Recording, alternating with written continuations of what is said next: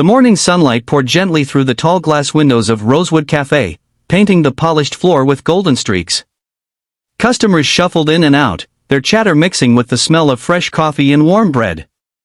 Among the clinking of cups and the soft music, a sudden sound cut through the cafe like a piercing arrow, a baby's cry. Heads turned. Some frowned. Others whispered. And at the center table sat none other than Alexander King, the cold and composed CEO of King Enterprises, one of the youngest millionaires in the city. He was a man who never lost control. Yet here he was, flustered, rocking his 6-month-old daughter in his arms, completely helpless. Alexander's wife had passed away just weeks after giving birth, leaving him with the child he adored but didn't fully know how to handle. The world admired him for his empire, his sharp mind, his iron determination. But at that moment, he wasn't the untouchable CEO. He was just a desperate father with tired eyes, whispering pleas into the tiny ear of his wailing daughter. The baby's cries grew louder. Customers exchanged annoyed glances, some muttering under their breath. A few even left their seats. Alexander felt his throat tighten. He had board meetings, deadlines, and millions on the line every day, but this tiny bundle in his arms reduced him to silence and panic. He tapped her back, rocked her gently, whispered promises, but nothing worked. His face flushed with embarrassment. That's when Ella, the waitress assigned to his table, approached slowly. She had been watching from a distance, her heart twisting at the sight. Ella was not like the wealthy customers who came daily. She lived in a cramped apartment, worked double shifts to help her ailing mother, and often went to bed with her stomach empty so her younger brother could eat. She wasn't someone who usually dared to speak to powerful men like Alexander King. But something inside her couldn't stay quiet anymore. "Excuse me, sir," she said softly, almost trembling. Alexander glanced up, his usual sharp gaze softened by exhaustion. Would you mind if I tried?" For a moment, silence fell. The cafe seemed to hold its breath. Alexander frowned, confused. "Tried what?" Ella hesitated, but then, with unexpected courage, she smiled at the baby. Holding her. Sometimes babies just need a different touch.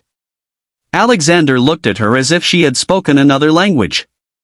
He was a man who trusted no one, who kept his circle guarded and his life private.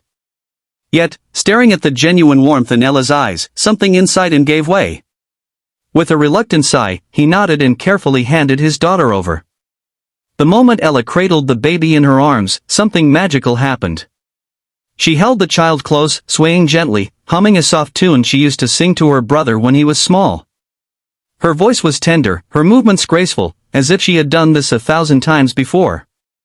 Within minutes, the baby's cries faded into little hiccups, then into silence. The child nestled against Ella's chest, fast asleep, her tiny fist clutching a strand of Ella's hair. The entire cafe went still. Customers who had been irritated now looked on with awe. A waitress, poor, tired, invisible to most, had done what even a millionaire couldn't. Alexander stared at the sight, his chest tightening.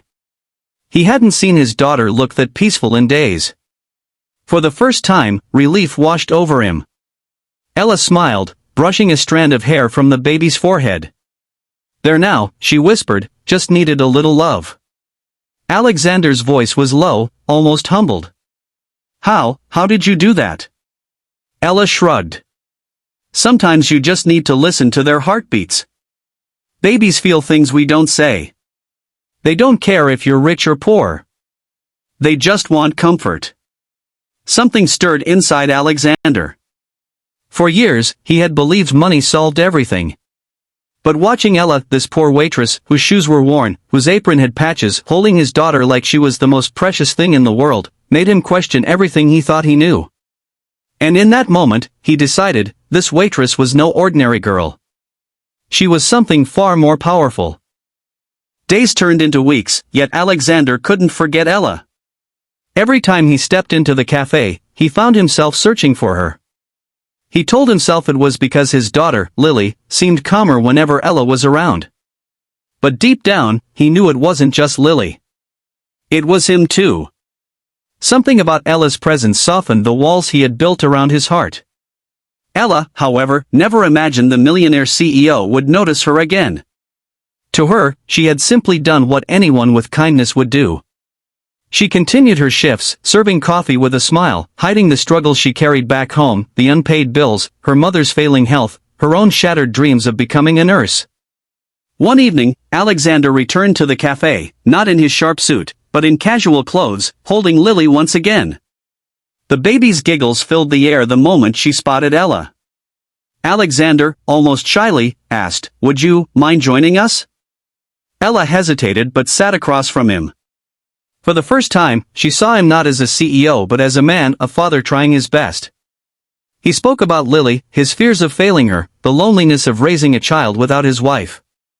His voice cracked when he admitted he often felt like he was losing himself.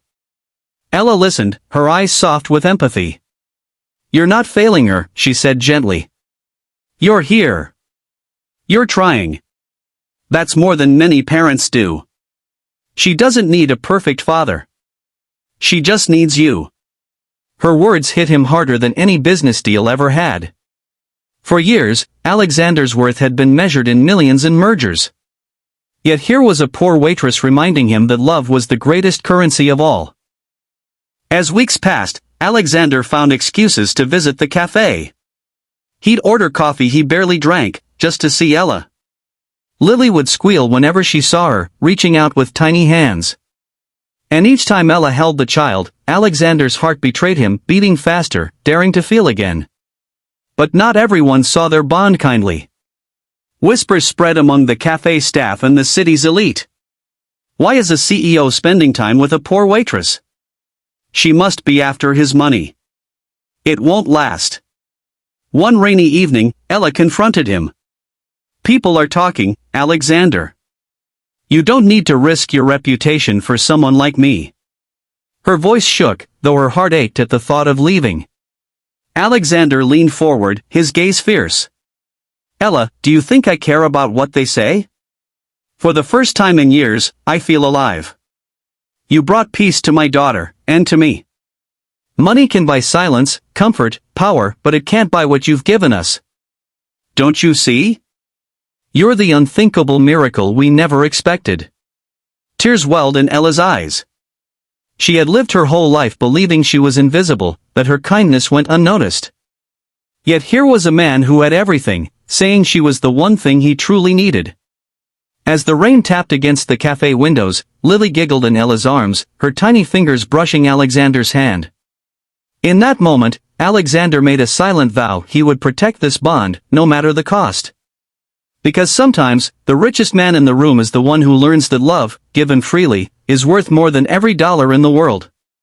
And so, the story of a millionaire CEO and a poor waitress began not with wealth, not with power, but with the cry of a child and the unthinkable act of compassion that changed their lives forever.